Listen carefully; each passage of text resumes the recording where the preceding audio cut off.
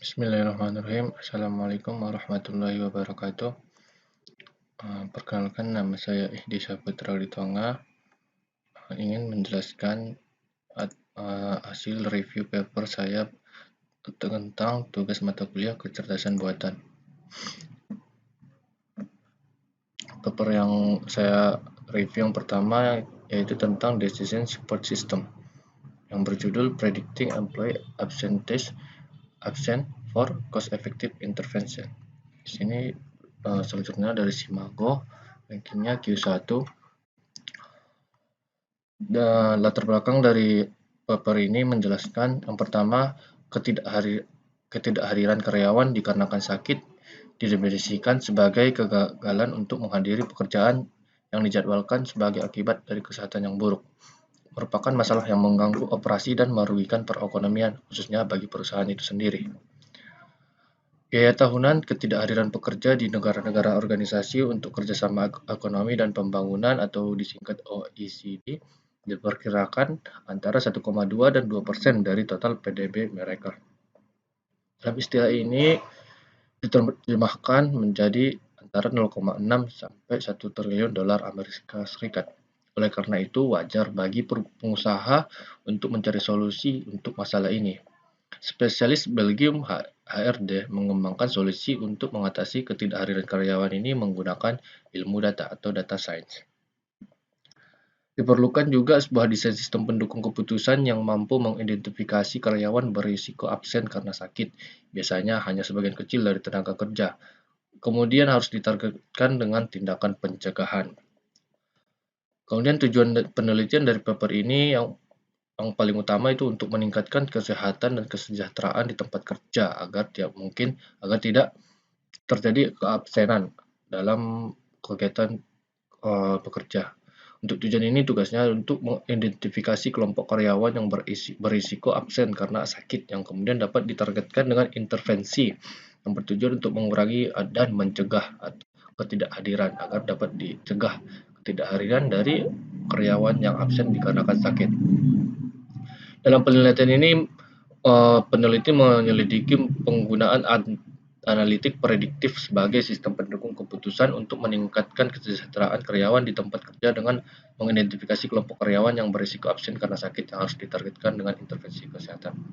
Itu tujuan dari penelitian paper ini. Kemudian batasan masalah dari paper ini pertama itu menerapkan pembelajaran yang sensitif terhadap biaya untuk memperlakukan yang tidak setara. Kesalahan klasifikasi biaya yang berkaitan dengan ketidakhadiran sesuatu yang tidak dapat ditemukan dalam literatur yang ada. Kemudian yang kedua, karena data peneliti ini tidak berisi informasi tentang salah satu parameter matriks biaya, maka mereka mempertimbangkan pendekatan yang tidak sensitif terhadap biaya. Kemudian yang ketiga, mereka mencoba menggambarkan praktik terbaik dalam domain prediksi absensi bagi praktisi. Untuk itu, maka peneliti ini menggunakan kumpulan data anonim yang diberikan oleh perusahaan SDM dan kesejahteraan Belgium yang berisi informasi penggajian karyawan tanpa data terkait kesehatan. Jadi datanya secara anonim.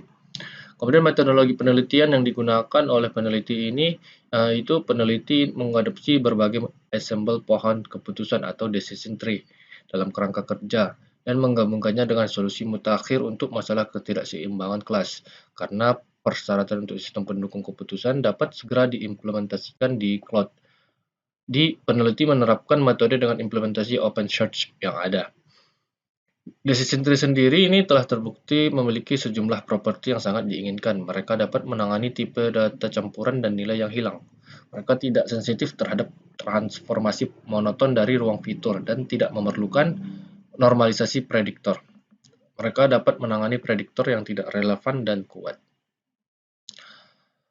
Pembahasan dalam penelitian ini yaitu yang pertama kali itu mereka memfasilitasi penerapan. Penelitian ini menerapkan berbagai metode pembelajaran mesin yang ada untuk mendapatkan prediksi pada interval bulanan menggunakan data HR dan penggajian data yang tidak berisi prediktor kesehatan terkait kesehatan. Itu yang pertama, memodelkan ketidakhadiran karyawan sebagai masalah klasifikasi. Itu tahap-tahapan dalam penelitian ini. pertama memodelkan ketidakhadiran karyawan itu sebagai masalah klasifikasi biner dengan asimetri kerugian dan mengkonseptualisasikan matriks biaya kesalahan klasifikasi dari ketidakhadiran sakit karyawan. Kemudian kinerja model dievaluasi menggunakan metrik berbasis biaya yang memiliki interpretasi intuitif. Kemudian menunjukkan bagaimana masalah ini dapat didekati ketika biaya tidak diketahui. Prosedur evaluasi fleksibel yang diusulkan tidak terbatas pada model atau domain tertentu dan dapat diterapkan untuk menjawab pertanyaan analitik SDM lainnya. Kemudian pendekatan ini dalam penelitian ini mempertimbangkan metode yang lebih luas dan evaluasi kinerja berbasis biaya adalah hal baru dalam domain prediksi absensi. Hasil dari penelitian ini yang pertama dari cost sensitive absenteeism prediction, itu bagian pertama dari percobaan ini memberikan ilustrasi tentang bagaimana matriks biaya kesalahan klasifikasi yang diusulkan dari ketidakhadiran karyawan tampil pada dunia nyata atau real life. Kemudian hasil menunjukkan bahwa dalam setiap periode prediksi dan kombinasi intervensi, mereka menemukan model yang sensitif terhadap biaya dengan CIS lebih besar dari 0 dan ROI lebih besar dari 0. Nah, dalam tabel ini, mereka menunjukkan kinerja biaya dari model peringkat teratas ketika diberi peringkat oleh CIS. Hasil catatan ini menerangkan peningkatan biaya terbesar, selisih antara tolak ukur dan biaya total, dicapai pada kasus 1 dan 3. Case 1 dan 3 ya. Case 1 dan 3. Sedangkan kasus 2 yaitu yang di tengah, intervensi paling murah. Dilihat dari garis titik-titik yang ada di sini.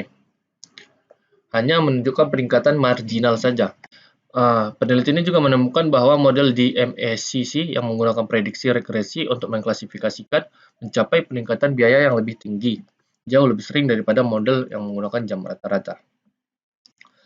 Kinerja biaya model sensitif ini di semua periode prediksi dan intervensi mewakili batang ini mewakili biaya kesalahan klasifikasi model top ranking. Kemudian garis titik-titik ini yang merah pada menunjukkan biaya benchmark di bawah kondisi operasi yang sama. Kemudian hasil penelitian kedua itu cost performance of cost insensitive models, yaitu untuk menyelidiki kinerja biaya dari model yang tidak sensitif terhadap biaya peringkat teratas. Peneliti menghitung metrik biaya di bawah 9 skenario intervensi.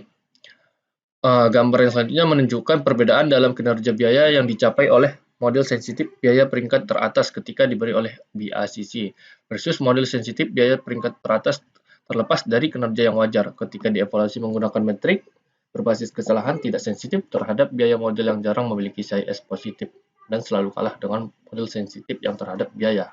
Ini tabel yang dimaksud yaitu perbandingan kinerja biaya model teratas di seluruh periode prediksi dan intervensi garis padat mewakili model yang sensitif terhadap biaya dengan kinerja terbaik. Kemudian garis putus-putus menunjukkan model yang tidak sensitif terhadap biaya dengan kinerja terbaik. Kemudian di bawah kondisi pengoperasian yang sama, garis horizontal menunjukkan CIS sama dengan 0.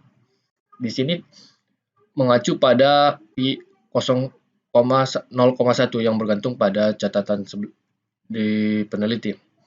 Kemudian conclusion atau kesimpulan dari hasil paper ini dalam jurnal ini menjelaskan solusi potensial untuk masalah dunia nyata yang diminta oleh spesialis SDM dan kesejahteraan atau HRD-nya. Di sini jurnal ini memberikan kumpulan data anonim yang hanya diberi informasi penggajian karyawan tanpa data terkait kesehatan apapun. Ini membawa risiko model yang dihasilkan didasarkan pada korelasi yang tidak terkait dengan kesehatan.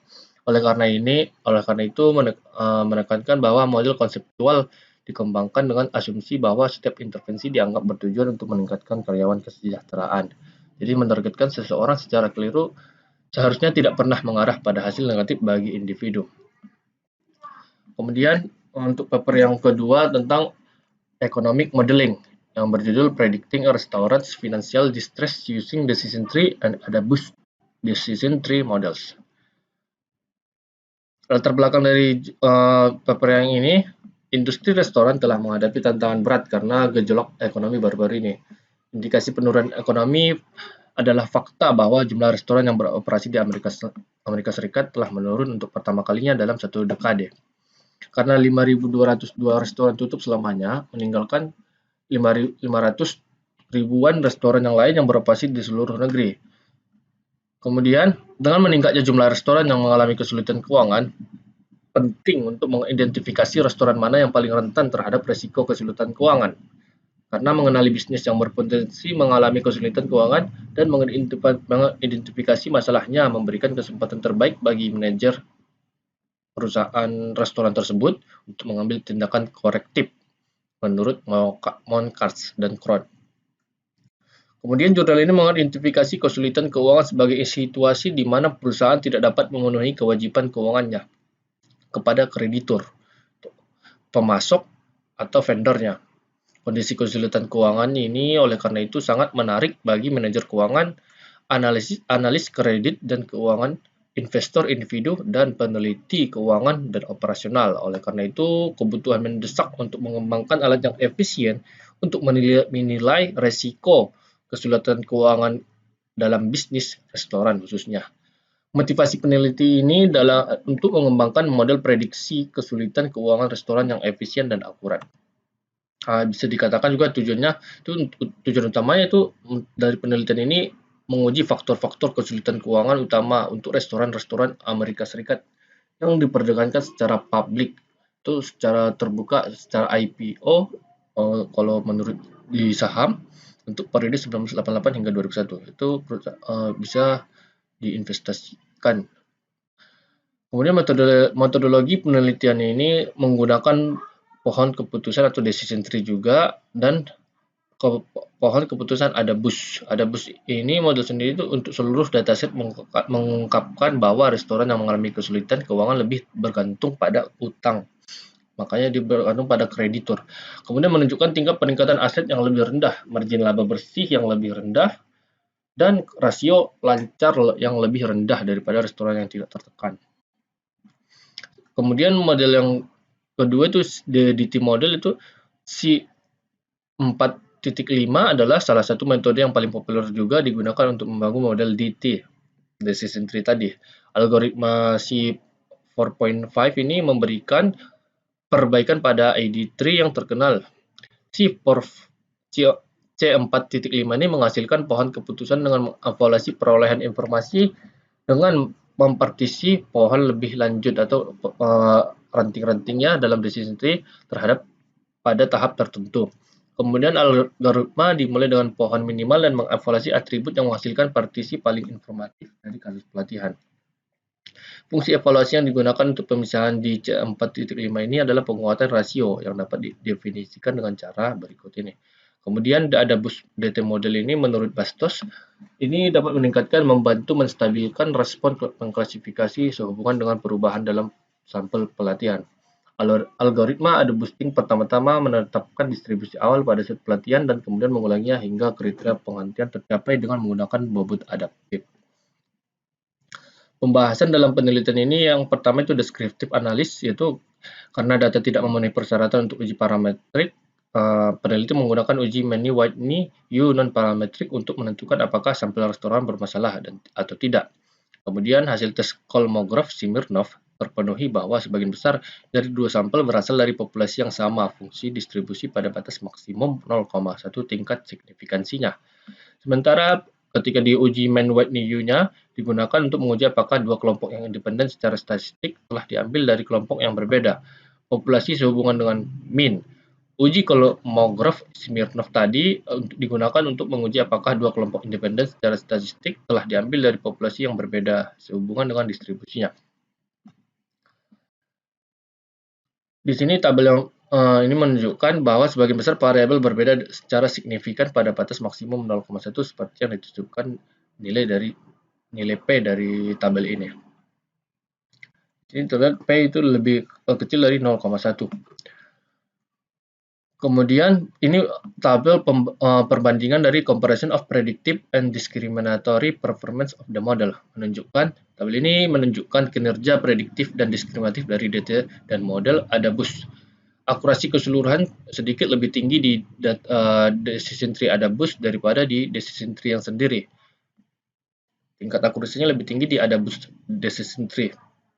Koefisien kappa dari DT AdaBoost ini juga mengungguli Decision Tree. Kelas yang diprediksi setuju dengan cukup baik untuk kedua pengklasifikasi dan kappa DT AdaBoost keseluruhan dan dataset layanan lengkap mewakili kesepakatan yang sangat baik dengan melebihi 0,73. Kriteria yang baik digunakan untuk mengukur kualitas peringkat algoritma klasifikasi adalah area di bawah kurva ROC atau AUC. Itu yang ini. Yang paling banyak digunakan untuk mengukur kualitas peringkat algoritma klasifikasi. Selanjutnya, dalam menilai kinerja model, peneliti ini menganggap kesalahan tipe 1 sebagai lebih penting karena biaya ekonomi untuk mengklasifikasikan restoran yang tertekan sebagai tidak tertekan lebih tinggi daripada klasifikasi sebelumnya. Sedangkan model IDT tadi memiliki tingkat kesalahan tipe pertama itu 33,33%. Sedangkan model I AdaBoost Decision Tree menunjukkan tingkat kesalahan tipe yang pertama 26,19%. Artinya tipe model A AdaBoost Decision Tree ini lebih sedikit kesalahannya dibandingkan yang Decision Tree saja. Seperti yang disimpulkan pada tabel 4 ini adalah bukti kuat bahwa kinerja model AdaBoost ini lebih baik daripada Decision Tree. Tabel yang ini. Kemudian hasil conclusion dari paper ini, mereka merekomendasikan pengguna AdaBoost model Decision Tree sebagai sistem peringatan dini untuk prediksi bahaya restoran karena model Decision Tree AdaBoost menunjukkan kinerja prediksi terbaik dengan kesalahan terkecil secara keseluruhan dan tingkat kesalahan tipe 1. Hasil dari dua subset model untuk restoran layanan lengkap dan layanan terbatas menunjukkan bahwa segmen tersebut memiliki sedikit faktor risiko keuangan yang berbeda. Kemudian hasil dari penelitian ini menawarkan sejumlah implikasi praktis bagi industri restoran. Yang pertama, rasio utang terhadap ekuitas berhubungan positif dengan probabilitas kesulitan keuangan dalam 3 model AdaBoost Decision Tree tadi. Kemudian yang kedua, pertumbuhan aset berhubungan negatif dengan probabilitas kesulitan keuangan dalam model AdaBoost Decision Tree. Ketika sebuah perusahaan terus menurunkan pertumbuhan asetnya secara relatif, ini dapat mengindikasikan bahwa perusahaan tersebut menghadapi masalah dalam menjaga keseimbangan keuangannya. Kemudian yang ketiga, menunjukkan bahwa restoran tertekan menderita masalah likuiditas jangka pendek dan jangka panjang. Jika sebuah restoran tidak memenuhi rasio lancar minimum 0,454, maka akan menghadapi kesulitan keuangan. Keempat, hasil model FS AdaBoost Decision Tree menemukan CVFTD berhubungan negatif dengan kemungkinan kesulitan keuangan. Namun, perlu dicatat juga dalam paper ini menunjukkan bahwa hanya restoran layanan lengkap yang terpengaruh oleh dimasukkannya OCFTD menunjukkan bahwa prediksi kesulitan keuangan untuk restoran yang lebih lengkap daripada layanan terbatas. Terakhir, restoran-restoran yang bermasalah mengalami pertumbuhan laba bersih yang lebih rendah dalam model AdaBoost Decision Tree karena laba bersih berhubungan langsung dengan kekayaan bersih. Tingkat pertumbuhan laba bersih lebih rendah untuk restoran dengan layanan terbatas, menimbulkan kemungkinan kesulitan keuangan. Dengan demikian, pengelola restoran layanan terbatas harus lebih berhati-hati mengenai pengelolaan dan pengendalian pertumbuhan laba bersih. Cukup sekian hasil review dari jurnal ini. Jika ada yang salah, mohon dikoreksi. Cukup sekian. Assalamualaikum warahmatullahi wabarakatuh.